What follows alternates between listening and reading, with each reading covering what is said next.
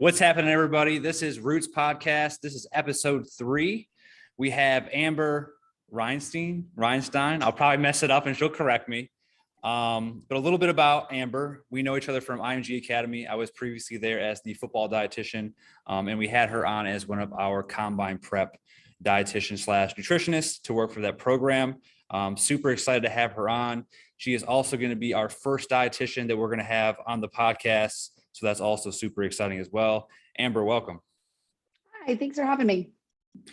So what I want to kind of do from the very start, and what I'm going to do for a lot of these podcasts is, the preface behind Roots is, we know you're at Michigan State. Your title is you're a football sports dietitian, but who is Amber? Like, where do your roots come from? Like, what got you essentially to this point? And you could be simple to the point with it. You can expand on it however you want to discuss who you are. Okay.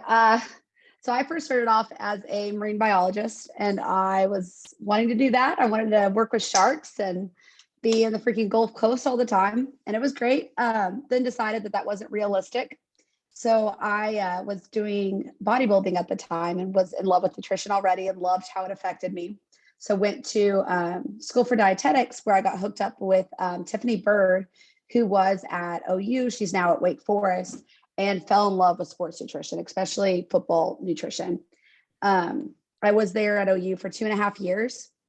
It was a great time. I, of course, followed the pipeline dream of wanting to go to the NFL because, when you first get started, that's what you want to do. Like, you have to go to the NFL. It's the best of the best. I was at the Eagles then for training camp 2019, then went to the Jets as the seasonal dietitian for the 2019 season.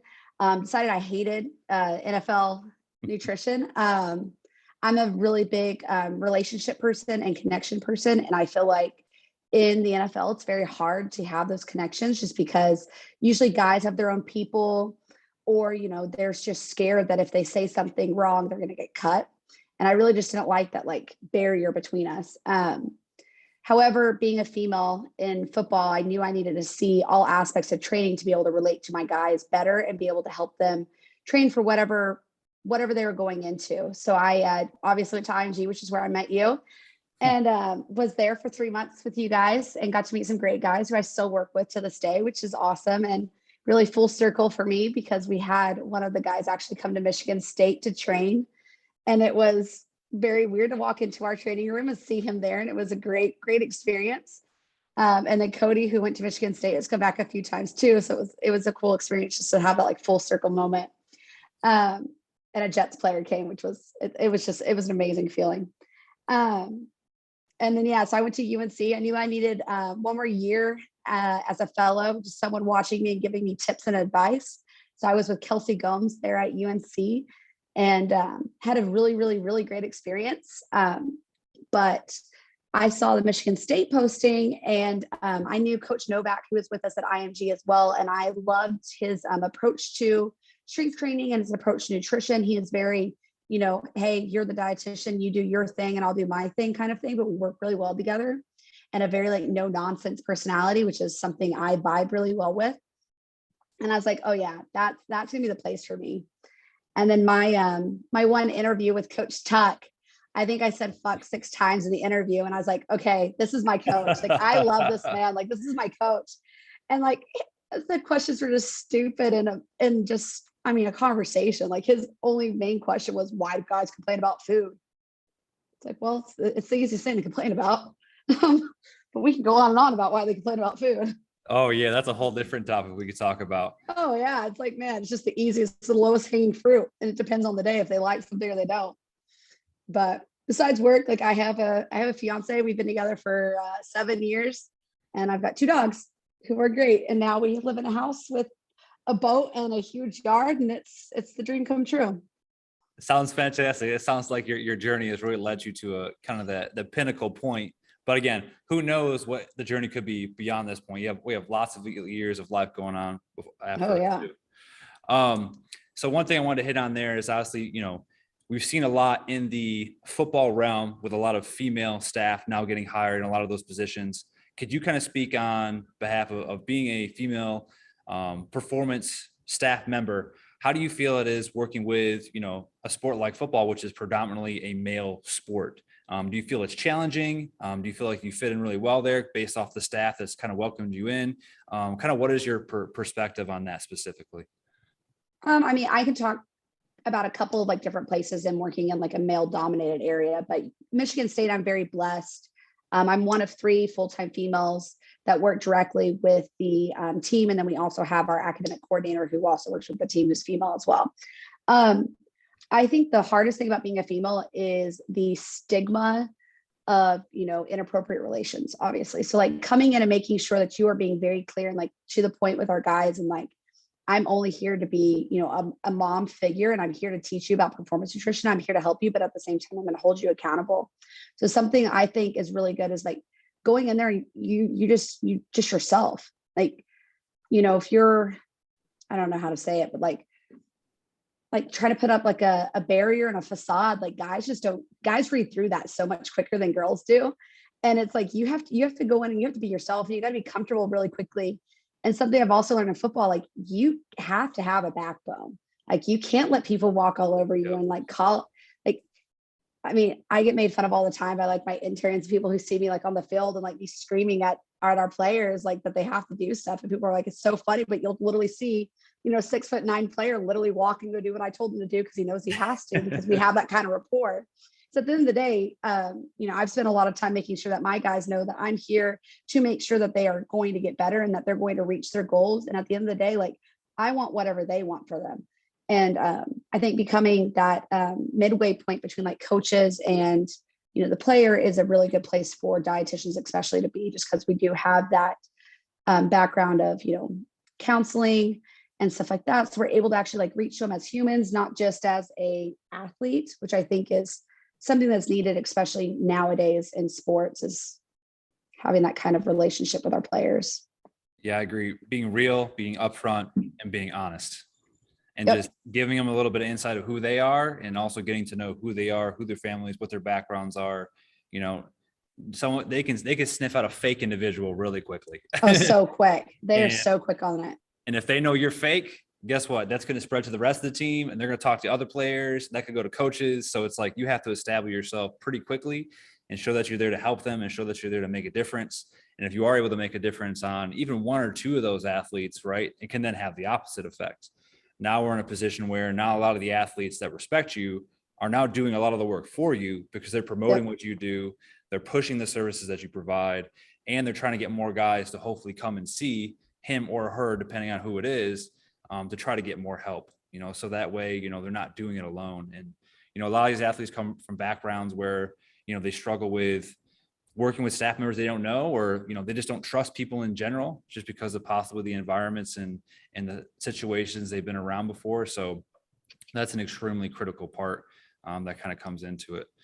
Yeah. I also think with the transfer portal, it's made that very, very clear now too. It's like they might not trust you just because of what they experienced at their last place. And that's becoming a huge, factor now in all sports, not just football. Just having bad relationships. And like, then you bring that stigma here and it's like, oh my gosh, like now you have a new problem with someone bringing bad advice, bad omens. Like, I don't know what you want to call it, but something bad. It's like, oh gosh.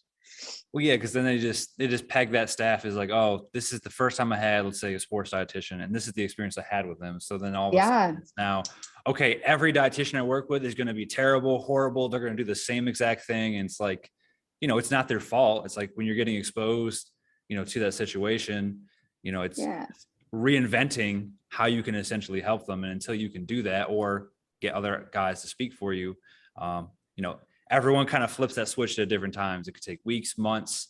I've had guys where, it took them a whole year to really get to know each other for them to want to actually, change one thing, like add a piece of fruit on their plate. I mean, but at the end of the day, even if we do something like as small as that is, okay, we add a fruit to your plate. I mean, that's still progress. It's a win. Exactly. It's improvement. It's a W in that win column. Absolutely. Yep. So the other thing I'm doing with this podcast as well is obviously I'm bringing on lots of different staff members that would be essentially within a sports medicine or athletic performance department, just so obviously viewers can get an idea of kind of what everybody does and how they essentially help serve the athlete. So can you kind of explain, in your eyes and in your opinion, what is a sports dietitian and what is your role? Or this is also always a touchy subject, is what do you feel the role of a sports dietitian should be in comparison to what some people see it as? She's like, that's a loaded question. Again, I'll go and say I'm very blessed that my school lets me be whatever I want to define a sports dietitian as. So I've had that freedom to kind of be exactly what I want. Obviously, perfect world. Let's say you have a full staff, you're able to have your fueling lounge taken care of all the time. You have interns in there to make shakes, make snacks, and handle your training table, all that kind of stuff. Right. So that's off the table. Those responsibilities are gone because right now 50% of my time is that. I'm still working to build my staff here at Michigan State. But just as a sports dietitian, it's everything that involves food and drinks, everything. So that includes breakfast, lunch, and dinner, right? That's what we all think of. Okay, well, now that also includes pre and post practice. What are we doing? Something that I'm really happy with here is that my AT staff and my strength staff let me take control of the hydration status. Small brag, going to do it. We had 0 cramps last year and the Miami game, and I had no guy besides one from anywhere lower than Ohio. They had never seen that kind of heat or played in that humidity, and we had 0 cramps. That's like coming out of the year with no hamstring pulls. That's like a unicorn year. When I say like me and the sport, and obviously it was me and the sports scientist sitting and planning this out for like 8 months and like acclimatizing these guys and getting them ready and practicing hydration plans, sweat tests, like multiple hours of like crying and just like stressing the hell out about it.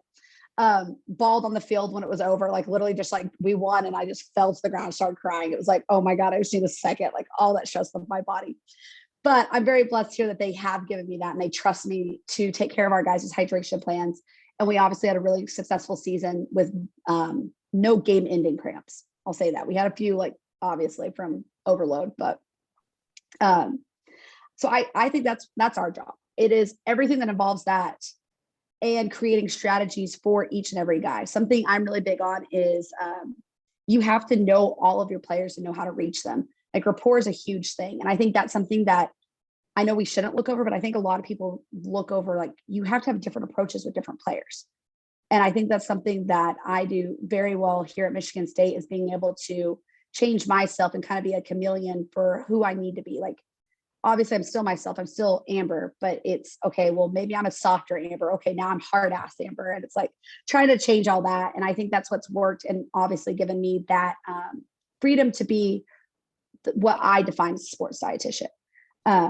Something else I'm really big about is that we are very big on education, but it's the research papers that me and you are reading, Sean, but now it's like, okay, well, we're digesting it and giving it to our players. Yeah. So that's what's like on our slides. So I think it's also creating men is what I call it. Like you're creating guys that when they leave you, they don't need somebody to be taking care of them. They know how to make their own plates. Like you don't know what team you're going to go to. The Steelers still don't have a dietitian. Chiefs have a part-time dietitian. It's like, okay, you still might go to a team that doesn't have a dietitian to help you. Zilch. Or they might have areas where they won't have any kitchen or training. And it's like, you think about that in a lot of these professional organizations. It's like, how do some of you still not have these base level needs that a pro level athlete has to have? Like, and I always tell the athletes here, right? Sleep, hydration, and fueling. You spend 10 to 15 hours every single day doing those 3 things. So how are we not going to support them to give those necessary things that they need in a facility? No, it's absolutely shocking to me. Like I've been at obviously two NFL teams now. It's shocking the difference between the two. Obviously, like the Eagles 1000% supported everything that Mike Menace and Josh Hinks put together. They were like, okay, we're doing all of it. They have recovery tanks, they have deprivation tanks, they have a cryo machine in the building. Like they do everything that they possibly could tell them to. I think every player has an Oura ring still. They all had whoops. Like they are tracking everything there. And then you go to the Jets and it's like, okay, they have a training table, but that was all that went to with that coach. And I'm hoping now with Coach Shaw that it's a little bit better, but with Gase, it was very much old school football. But yeah, try to make sure our guys don't need someone babysitting them. Because, okay, your freshman year, I get it. I'm going to have to babysit you a little bit just because, you're leaving mom for the first time, depending on your situation. Maybe you never had to make a food decision in your life. Maybe you never had to cook. I mean, I literally talked to a guy through vacuuming the other day. Yeah. You have to do it. It's insane. Like a lot of times we get mad at athletes because, you're lazy, you don't know what you're doing. Why aren't you doing it? Why, it's like, we're getting mad that they don't know how to do all these things, but in reality, like a lot of these life skills essentially aren't taught to them, Yeah. and it could be also because maybe it wasn't even taught to their parents. So they don't know how to then provide the skills to their own children. So, you really got to take a step back at times when you start to get really frustrated and really ask questions to the athlete to figure out, okay, is he or she really serious because they really don't know, or are they actually just being lazy and they don't want to do it? So it's like being able to differentiate between those two things, where a lot of people will right away write the person off. You can't write someone off if you don't know the background behind the person. No, I think that's a huge misconception with athletes, is that they're lazy or they get things handed to them. And it's like, I've never seen someone work harder than my players.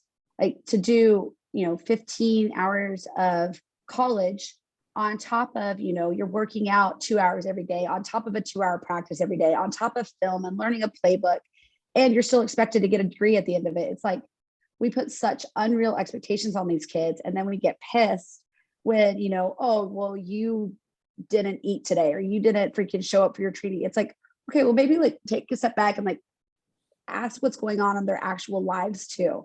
Like, it's not just football. They're also students, they're kids. Like they're my children. They're my kids. It's like, okay, well, before we start screaming at them for not doing something, like, maybe let's see if something was going on, or if it was just laziness. Obviously, they're freaking teenage males. Sometimes they will try to pull that. Yeah, they will want to do stuff. It's understandable. Yeah, but I think that's also like a misconception. Because like, also, what if they're just exhausted? Like we have a player right now who is doing 17 credit hours during spring ball, and he lost like 6 pounds, and the coaches are freaking out. I'm like, dude, like he leaves football and goes to class for 7 hours. Like he's eating a brown lunch sack. That's what he's eating, because he can't heat anything up. So there's not much you can do on turkey sandwiches. Like, I'm sorry. Yeah, when you're going from 5, 6 a.m. in the morning, and in a lot of these guys' cases with film and meetings and even night classes, depending on what type of discipline they have. I mean, it could be an 8, 9, 10 o'clock night. And it's like, sometimes general population or people who just have never been an athlete or never worked with athletes just in general don't understand. Like, they don't understand, well, why do you have to do that? Or why are you doing that all day? It's like, well, at the end of the day, like, this is what athletics takes, whether it's a practitioner or whether it's an athlete. And like, this is the time they have to put in. Like, even if they want to get a chance to play, or even if they want to get a chance to get to the next level, they're going to have to sacrifice things and, at times be selfish. Sometimes they're like, oh, all you do is spend time with football and this is and the other, or whatever the sport is. And it's like, well, no, like, this is what they have to dedicate if they want to get that one chance to hopefully make money for not only them and their family, but to set them up for success long-term. No, for sure. And something that's Michigan State, I think, does really well. We have a director of player engagement. So we have Darian Harris and Dr. Lorenzo Guest, sorry, that run player engagement. And they actually are teaching our kids like financial literacy. They literally have a fake bank account that they have to manage, like, and they do it once a month. And the guys like Coach Guest and Darian, make them come in and they actually have to explain that to them. It's like, I love this. Like, something Tuck has done really well. Coach Tucker is they're leaving here and they're leaving as men. Like, they're leaving here knowing exactly what to do in their life, no matter if they're going to the NFL or if they're going on to real life and getting a job. It's like, they're going to know how to take care of themselves. And that goes into athletic training, and that goes into nutrition too. Like, I'm given whatever I need to make our kids successful, and that kind of support's insane here. And that's something I'm doing in my organization as well. We have, was life skills. They're now calling it pro skills, essentially, where we have that financial literacy, nutrition, food demos. We have shout out to Dr. Joy, our sports psychologist, does mental wellness as well. So just provide, and then also, our academics does a really great job, bringing them out to different organizations to teach them different things, also getting them out in the community to show how to be involved in there as well. So again, like I always say is we're trying to make that athlete a 360-degree athlete, not a one-trick pony that can just play football. Like, what else can the athlete do? What else can the athlete provide to the team that they're going to be going to? And essentially, how are they going to then impact others outside of what they do just on the field? Which again is a much bigger impact than just you running the ball or tackling somebody at the end of the day. Oh, 100%. I mean, once they sign a commitment letter and they come to our school, I do believe it's our responsibility for everything else that happens. It is, we decided to take these kids on and we decided they're our players, and it's 100% everything that goes on in their life is our responsibility to help them through and to teach them how to handle it after. Yeah. And I want to go back to your 1.2 is it's not a cookie cutter approach. Like, you got to figure out how certain guys learn things or obtain information. Like, you can't just be standing up there reading a PowerPoint and think that's going to ultimately help them figure things out. Like, you might have to literally physically show them, and they may like stuff through text message. They may just want to FaceTime you, like, or they're in the store and they're like, "Hey, Amber, hey, Sean, like, what should I buy in the store?" Like that's the type of stuff where you have to figure out, like you said, how each athlete functions. So then you can best change your advice and how you're going to do things rather than, "Oh, I'm just a dietitian. This is my philosophy. This is how I do things." I mean, it's going to turn a lot of kids off pretty quick. That's actually like one of my most peeved approach. We're obviously growing a lot here at Michigan State, and having to do interviews, and something that always gets asked is what's your nutrition approach? And it's like, I don't have one. I don't have one. I'm going to do whatever I need to do to help each athlete. When I say I have some kids who freaking eat hot Cheetos, but you know what? That hot Cheetos has salt and it's going to make them drink a shit ton of water. So you know what that means? Hydrated. And then hopefully we can start losing a little bit sprinkles education with those Cheetos of hey, look, Amber's giving you Cheetos. Okay, great. Maybe we can start getting a better carb. Okay, look at this. Okay, what if we add this then? But they trust you because you're giving into them is what they think, put air quotations, like giving in. It's like, oh no, there's just tricks up your sleeve. Something I actually hate is team talks. I hate team talks. I refuse to do them. I don't think they work. That's something and again, we did this at IMG, during the NFL prep, and something that I still do. And when I did IMG is just, luckily here in my organization, I got to do a one-on-one with every single person. I know, I think I watched a video or I read an article that you did that with every single person there, which, to do an individual one-on-one with every single athlete on a football team, it takes a lot of time. And that's a lot of athletes to do. But just hearing from kind of the conversation we're having, right now, that individual, even if it's one time, makes a big difference rather than standing in front of a room and half the group is falling asleep and not knowing what's going on. Whereas if you make it more individual to that person or the player, and then no one else is there to make fun of them, make comments, you can typically have a lot better impact when it comes to making them make some changes. I think as long as they feel like you give a shit about them as a human, they're willing to do almost everything for you and everything to make them better. Because as long as they know at the end of the day, you care about them as a human and not just as an athlete. And then they know at the end of the day that I also want them to be the best athlete and I want to help them get there. Dude, the buy-in's incredible. There was one, I think it was a radio show I had to do. And he was saying that, and he was like, "Oh, most people don't have these kind of connections." I'm like, it's just called giving a shit. I don't know if it's just a called lost caring. You just need to show you care. Yeah, is it a lost art? I don't know, but it's dude, if you just ask these kids how they're doing, it makes their whole day, and they're willing to do anything for you. How did I get someone to change from cereal to oatmeal? It's okay, well, you let them have the cereal, and you talk with them about it. Yep. I was I would sit there and have a bowl of Fruity Pebbles with them, and we'd sit there and we'd talk through it. I mean, I think sometimes just people get too laser focused in one path and one thing, and it's taking those 1 or 2 minutes with, a male or female athlete, whoever it is, makes that big of a difference. Or if it's their birthday, saying happy birthday. Or we have a couple athletes that got invited to some special camps this summer, right? And just sent them a text "Hey, congrats guys. That's really awesome that you guys got picked to do something like that." It just shows that constant, even if they don't say they don't text back, because sometimes athletes don't text back, but even if you can at least it gets to them, right? And they know you said it, or that they know they saw it. That makes a huge difference because, they know you're constantly looking at what they're doing, their achievements, know that you have their back, and that's the world to them at times. No, 100%. So there's a couple times in there you were mentioning working with, lots of different staff on your team. Can you kind of go into how you work with your interdisciplinary staff, or the importance of working with other staff members? Versus a lot of times, we go into situations in some colleges or just programs and organizations where everyone's kind of like in their own little office and no one talks to each other and the communication's bad. Like, how do you guys there make things work as a team to collectively then help the athlete get to where they need to be? I mean, I think the same approach with athletes like works with our staff. So I think just like being a real human being and like actually giving a shit about them, it goes really far with our coaches and our staff as well. Like, my best friends are two of our athletic trainers and our director of player engagement and a couple of our coaches, and we hang out all the time, and it's so fun and we have a good rapport.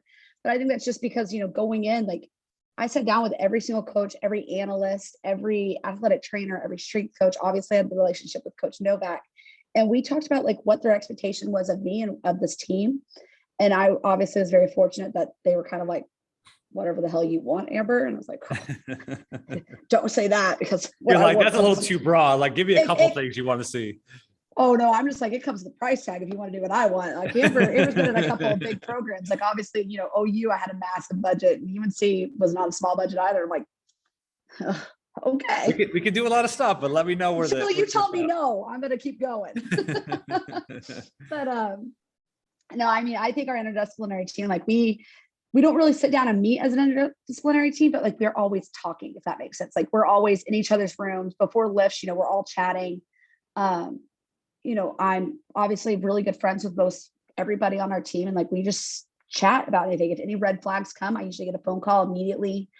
Somebody cramps, I get a phone call literally that instant. They don't even treat a cramp until I come over, which is incredible, because it's like they know that I know exactly what goes in that kid's body, and I know what goes in, for food and for water, or hydration purposes.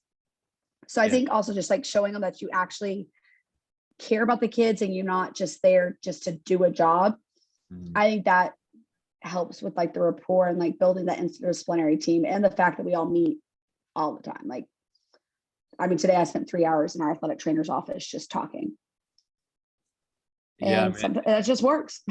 And even doing those things, like especially like outside of work, like going eating, going chilling and having a drink, like whatever it may be, just like it is building trust relationship with the athletes, like those events you can do with staff members is going to build better trust there. So then it gets to the point where then now they don't have to worry about you.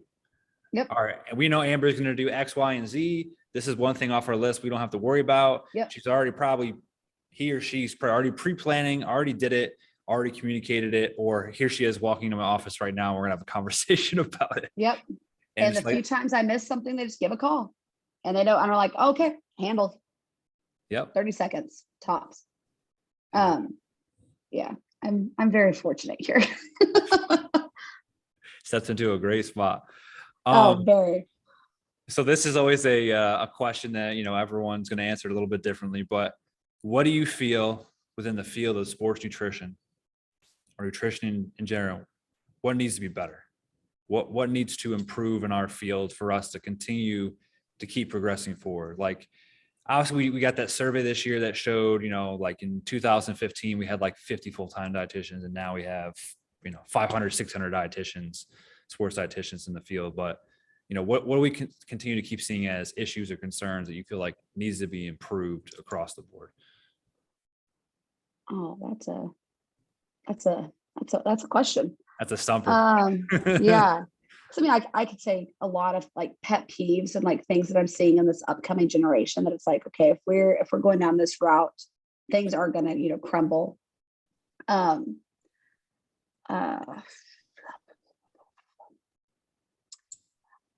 I think thing I'm seeing is that a lot of places don't give a lot of support. Like I'm now at the point where I have a few interns that are now, in positions of power, and, having full-time positions now. I have one that's a director, and then one that's a full-time dietitian, and which is wild. It makes me feel so old. I'm like, oh my God, I actually have interns that are, oh my God. But anyways, I know, right? It gets you super excited. You're like, I worked with these interns and these specific people, and it's like, it felt like it was just yesterday, and now it's It was. I swear it was. And I'm like, oh my God, that was like 4 years ago. Shit. And there are all of a sudden a director in this position. You're like, man, you were just doing this a couple of days ago. I know. It's like, do you remember when you used to stock Fairlife and clean out the fridge because the kids would let things explode? No? Oh, you're still doing it? Great. Love that for us. Yeah. But I think like the lack of support, like obviously I'm blessed here, but a lot of places they just don't give them support. They're expecting one person to be handling multiple teams, or not giving them a budget and not putting money where their mouth is, and then expecting you to pull shit out of your ass. It's like, I still just don't get how we're willing to give strength and conditioning all this money, right? Like they say they need a freaking new foam roller, and oh, well, here's $15,000 for your fucking foam roller. What? And I'm sitting over here being like, okay, well, I need, let's say drip drop, like, and it's like, oh, whoa, whatever. Well, we're getting crazy here. You can just use Gator lights; they're free. What? No. Yeah, no, the discrepancy sometimes within a budget and what one staff can get versus another staff can get can clearly be very frustrating, because it's like you could even show data and information and stuff like, hey, this is going to make an impact, or hey, these are schools that are beating us or doing better than us, or this is what they do in the NFL. And it's like, well, no, like we can't, that's not in the budget. We can't afford that. But then you see X, Y, and Z over here get whatever. And you're like, okay, well, that doesn't make any sense. Yeah, I think that would be like my biggest issue that I'm still seeing. And I do think sometimes being rock star dietitians, being able to handle these massive teams is kind of also setting us up for success, or for failure, like setting us up for failure. Because, okay, yeah, I'm very good at compartmentalizing and being able to handle 120 guys and knowing each individual thing about them and exactly what they feed, but that's not actually a good thing. Like it's not, it's setting us all up for success, because maybe not everybody can do something like that. But let's say I leave Michigan State and somebody comes in, am I setting that person up for failure then coming in? Or, if I go to another place and somebody does stuff differently, is that setting me up for failure as well? Because it's like, I feel like the inconsistencies as well is, yeah. Sometimes there's areas where the standard is so high. It's like you step into that position. It's like, I'm almost never going to make anybody happy because I'm never going to be that person. So can they accept me for specifically who I am and what I'm going to bring to the table? Or am I going to keep be getting compared, or vice versa? You might come into a situation where, whatever the staff member is on the department, wasn't doing a great job. And now you make like a 360 and like you're doing 10, 20 times more things or bringing more value than they ever brought. It could be a very challenging situation depending on what type of environment you walk into. Yeah. I mean, it could be very difficult. I think it set a lot of people up for like failure. Yeah. I think those are my big ones. I mean, obviously we have a whole bunch of other ones. You have to do the grind first. I think a lot of people now are expecting to get paid as interns. And it's like, I love that. And I do think we need to create like hierarchies where we are having some paid interns, but sometimes you have to grind it a little bit. And I think it also creates some grit for sports. I think you have to have a little bit. Mm-hmm. I think you have to kind of be like our players and like understand what they're going through. And like, you kind of have to push through some shit. Like, yeah, you're not having to do physical activity, but I mean, you still have to grind it out for a little bit. Yeah. I mean, ultimately what everyone wants for any staff is to be at least some type of work-life balance, or at least provide your staff some time off, or being able to dissociate yourself from your position or your team or your university. And like, who am I outside of that university in this position? Or do I have actual things that I do that help me to relax or unwind physically and mentally? Or is the only thing I know is just go, go, go, go, go, go. And then I burn myself out. Like a lot of times, people really struggle with that. And not only is the staff, I mean, players as well. I've come across lots of players like, all I know is football, or all I know is basketball. And, we're telling them and during certain parts of the year, like, relax, chill, don't do anything. And their relax and chill is still going out and doing sprints and throwing the football around or the basketball or whatever it is. And they can't stop. Or my favorite one, I just did abs, Amber. I just did abs. I didn't sweat. I just did abs. Oh my gosh. What? How are abs going to help you with football? I can tell you that's not a lot. Not a lot. That's just your vanity showing. Yeah, that's only going to take you so far. I know plenty of people with abs, and know plenty of people that move tons of weight, but it doesn't mean they're ultimately going to be a good football player at the end of the day. Listen, The best person with the best abs I've ever seen was Jason Peters at the Eagles. O-lineman, didn't have abs. 360. No one could complete his ab program. Had the strongest abs out of the whole team. No one could complete it, but he didn't have the defined, air quotes, abs. Yeah, I mean, and that's even a whole nother topic to go down. You know, all these prototypical heights, prototypical weights, prototypical body comps. It's like, yeah, I get certain positions should look or be a certain way, but like ultimately, like if they're not a certain way, a certain height doesn't ultimately define if they can play that position or not. That's something we're recently having to do something like that.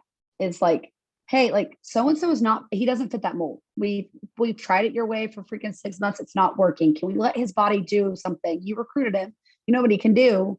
Let's just let him do it and we'll just make him healthy. And it's like, we saw that last year with a couple of our players. It was like, dude, you just let him be who he was. And it was like, holy shit, who is this guy? Like, try him at a different position. Like you look at a guy like Isaiah Simmons, I think his name is, on the Cardinals, who they drafted, and they're like, okay, well, does he play middle linebacker, outside linebacker? Does he play safety? Like, he's so fast and runs 4.4 we could put him out in a slot corner position, but he's still 230 pounds. Like, yeah, I think something else people get really hung up on is like the combine numbers and be like, oh, well, you need to be in these combine numbers. I'm like, that's unattainable. Like, obviously we worked combine. And it's like, I saw people lean out so much in 3 months only to gain it all right back, because as a position, you can't play that lean or you can't play it that weight. Like an O-lineman at 18%, you're just asking for injuries.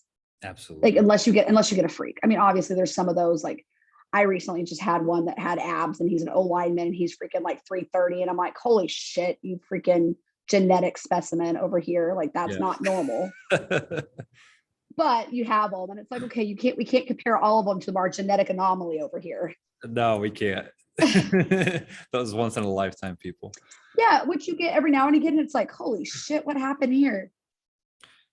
All right. So how I want to kind of finish this out is, people usually ask, what is your contact information, which I'll just put in the bio in the show notes.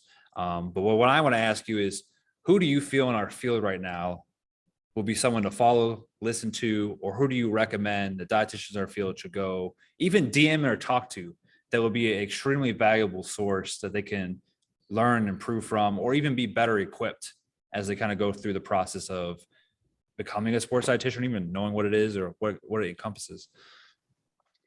So I have a few people, just because I have a few people I go to for these things. Emily Warner, she's with the 76ers. Just very solid advice. Like it's never crazy. It's never off the wall, but it's sound solid advice. And I've relied on her very heavy this past like 2 years, just in my position now. Same with Sarah Renahan Price. She just got married, so her name just changed. So I don't know if you'd find her as Price, but Sarah Renahan. And she just got the job at Texas Tech.